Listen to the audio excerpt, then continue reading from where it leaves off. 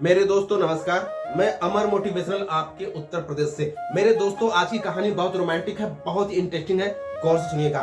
मेरे दोस्तों, लकीर का फकीर मत बनिए। अभी समय है, वक्त है, आपके पास समय है, बदल जाइए। समय के साथ परिवर्तन कर दीजिए, समय के साथ अपने आप को ढाल दीजिए। अगर अमीर बनना है तो मेरे दोस्तों, समय ने अगर बदला तो बहुत तकलीफ होगी, इसीलिए अभी वक्त है, समय के साथ बदल जाइए। मेरे दोस्तों, ऐसी कहानी है आज की, ध्यान सुनिएगा। दो दोस्त हुआ करते थे, एक का नाम था खट्टर काका, दूसरे का नाम था मुल्ला नसरुद्दीन। दोनों में गहरा संबंध था, आपस में भाईचारा था। जो मुल्ला नसरुद्दीन था बहुत ही माइंडेड, पढ़ा लिखा, एक शिक्षित इंसान था, और जो दूसरा था खट्टर काका जिसे कहते हैं, वो अनपढ़ था। एक गरीबी के कारण वह पढ़ नहीं पाया। मेरे दोस्तों, वह अनपढ़ था। तो एक बार मुल्ला नसरुद्दीन ने कहा खट्टर काका से, चलो चलते हैं एग्जामिनर पास इंटरव्यू देने। खट्टर काका ने कहा, मैं अनपढ़ हूं, मेरे पास ज्ञान नहीं है, मैं नहीं दे सकता। तो मुल्ला नसरुद्दीन ने कहा कि तुम मेरे साथ चलो, जो वो क्वेश्चन करेगा मैं उसका आंसर दूंगा, उसी आंसर को तुम रिपीट कर देना, कंप्रोमाइज हो जाएगा। अब दोनों साथ में चल दिए इंटरव्यू देने के लिए। एग्जामिनर ने बुलाया अंदर, किसे? पहले मुल्ला नसरुद्दीन जी को।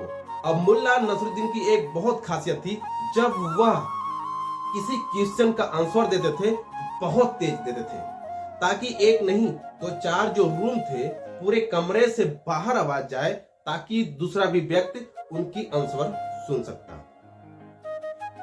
जब अंदर गए मुल्ला नसरुद्दीन तो खट्टर काका को बता दिए थे कि मेरा आंसर तुम रिपीट कर लेना। एग्जामिनर पूछता है क्यों सर, मुल्ला नसरुद्दीन से कि भारत देश आजाद कब हुआ?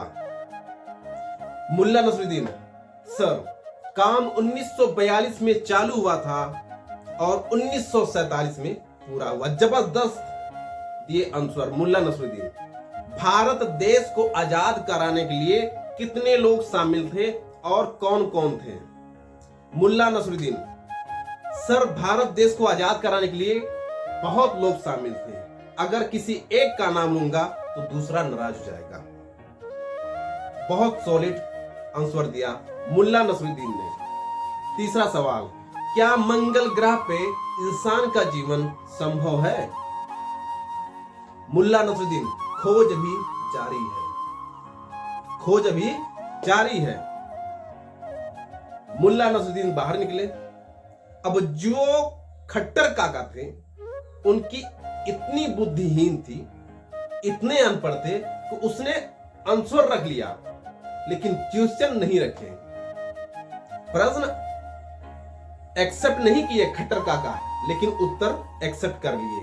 अब खट्टर काका अंदर जाते हैं और वह एग्जामिनर पूछता है फर्स्ट सवाल कि आपकी डेट ऑफ बर्थ यानी आपका जन्म तिथि क्या है? खट्टर काका, काम 1942 में चालू हुआ है और 1947 में इसका रिजल्ट आया है। साला एग्जामिनर चौंक गया, अरे तू था कहां, पहले बता, आने में इतना लेट क्यों लगा दिया? एग्जामिनर ने कुर्सी छोड़कर खड़े हो गए। दूसरा सवाल कि आपके पिताजी का क्या नाम है? खट्टर काका, बहुत लोग शामिल थे, अगर किसी एक का नाम लूंगा तो दूसरा नाराज जाएगा। मेरे दोस्तों, एग्जामिनर की आंखें खुली खुली और सटक गया। एग्जामिनर बोला, बाप रे बाप, ऐसा?